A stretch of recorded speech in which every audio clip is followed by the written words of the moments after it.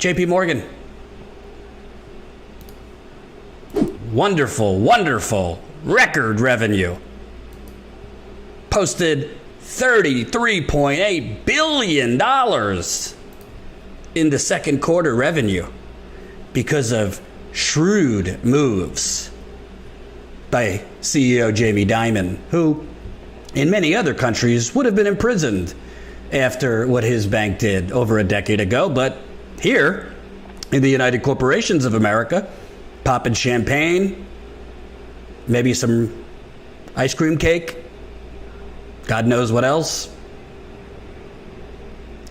Corporate and Investment Bank posted a record $5.5 billion for the second quarter, more money than most entire banks typically generated before the pandemic. The bank's Wall Street division helped offset losses in two of JP Morgan's four main businesses, its consumer and commercial bank, as the firm set aside $8.9 billion for expected loan defaults across its operation.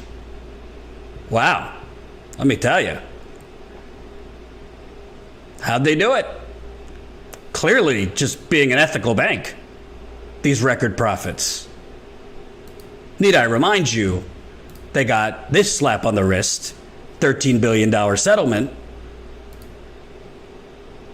2013, for being part of the fraudulent mortgage pandemic that took predominantly black and brown houses, but a lot of white houses too. We're willing to take our lumps, he said at the time. We don't think there was serious mistakes made, Jamie Dimon said, when he had to fork over $13 billion in a settlement. The behavior that the largest U.S. banks admitted to, authorities said, is at the heart of what inflated the housing bubble. Lenders making bad mortgages and selling them to investors who thought they were relatively safe. When the loans started turning bad, investors lost faith in the banking system, and a housing crisis turned into a fiscal crisis. But JP Morgan's chief financial officer, speaking on a conference call, said the bank had not admitted to violating any laws. The CFO added that the facts the bank admitted to did not leave it vulnerable in other litigation. Let me take you further down memory lane. Even a recession could be good for JP Morgan's share price. Here is their chairman and CEO, Jamie Dimon. I mean, it's bad for America. It's bad for the people unemployed. It's usually an opportunity for JP Morgan. Whoa! Did you hear that?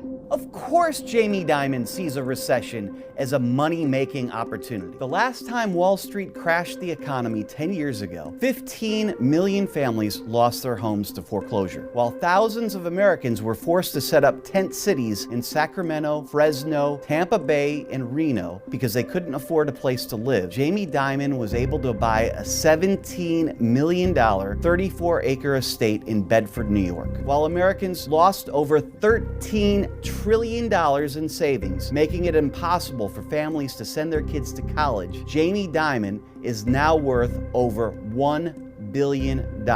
At the height of the financial crisis, more than 27 million Americans were unemployed, underemployed, or stopped working altogether because they could not find a job. How did Jamie Dimon do? Just great! His bank received a $391 billion bailout from the Federal Reserve when Jamie Dimon was literally sitting on the board of directors at the New York Federal Reserve. Jamie Dimon has made over $248 million in total compensation since 2007. JP Morgan Chase, a bank that taxpayers bailed out because it was too big to fail, has increased its assets by more than $1 trillion. Today, it is over 70% bigger than it was before the taxpayer bailout. Jamie Dimon knows that a recession is a money-making opportunity because he understands that if his bank gets in trouble again, the federal government will be there to bail it out while millions of Americans will be left to suffer. The business model of Jamie Dimon, JP Morgan Chase, and Wall Street is fraud, pure and simple. In November of 2013, JP Morgan Chase paid a $13 billion fine for lying to Fannie Mae and Freddie Mac about the quality of mortgage-backed securities it sold them. JP Morgan is admitted to wrongly foreclosing on thousands of military families and overcharging them for their mortgages. We failed to comply with aspects of the law, admitted an executive executive vice president of JP Morgan Chase. In July of 2016, JP Morgan Chase paid $200 million to settle criminal and civil charges related to bribing foreign officials. Not only did no one go to jail, Jamie Dimon is still the CEO of this bank. The worst thing about JP Morgan and their record profits is those record profits. You know, all the small businesses right now that are going out of business because a pandemic they did not cause has put them out of business, and the government's relief to them was a complicated, insufficient PPP loan that even if you got it, many businesses are going under.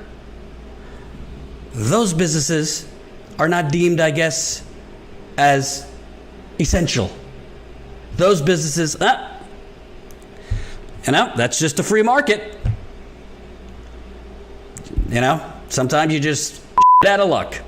But JP Morgan, which is now making record profits during a pandemic, no, they had to be saved, even though they crashed the economy. This is the equivalent, frankly, of a murderer after he's found with the knife and the blood, being sent on vacation to the Caribbean, rest up, you pin the crime on somebody else, then you bring him back from the Caribbean and you ask him to start your business.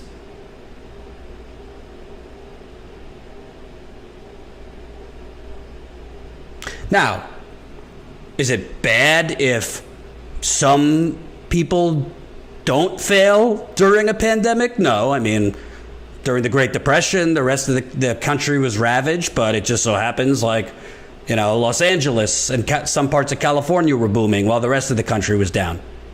But in the United Corporations of America, why is it that Jamie Dimon and JP Morgan, who illegally foreclosed off of people, who, like other banks, have charged higher interest rates to black people? You want to talk about Black Lives Matter, they're now putting in their windowsill. I've seen it in New York, JP Morgan and Chase Bank.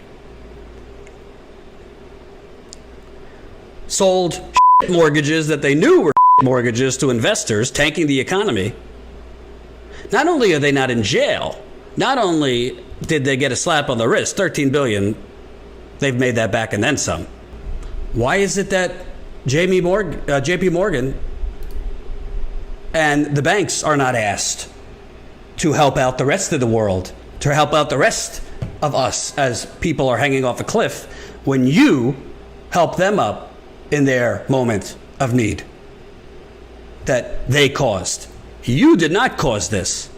They did cause the global financial crash, and you were asked to bail them out, which is all bullshit anyway, because we understand modern monetary theory. Taxes don't pay for these things. We just printed the money to bail them out. So it's not like the taxpayers really paid to save Jamie Dimon's ass. We just printed the money to save Jamie Dimon's ass. But a whole lot of services were cut. Remember that? Firefighters cut. Teachers cut. The public sector cut during the Great Recession,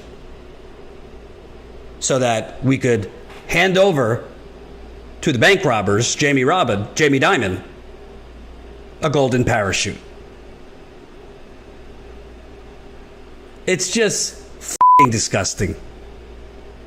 And you want to know something? Yeah, get rid of Trump. I agree. Nothing's going to change. Joe Biden told you. Nothing fundamental is going to change. Jamie Dimon, he'll either be the Treasury Secretary or a top donor to Biden. Biden, yeah, maybe he'll increase the corporate tax rate to 28%. Still too low. And Jamie Dimon and the rest of them, Bezos, all of them, they're not going to pay 28%. Hell, they might not even pay 2%. Because The usual suspects, the accountants. We'll get them out of paying their fair share or any share. I mean, again, I wouldn't even be talking about this if they made the money fair and square. They didn't make the money fair and square. And frankly, the foreclosure crisis, the new foreclosure crisis we're about to have, as more and more of you fall off the cliff, who do you think's going to buy up those foreclosed homes on the cheap? Hope you enjoyed that last video. Hop on over to statuscoup.com where you can sign up for our email list and become a member for as low as $5 to $10 a month. Membership is how we grow. That's statuscoup.com/join. And remember, join our email list so we can grow the revolution with you.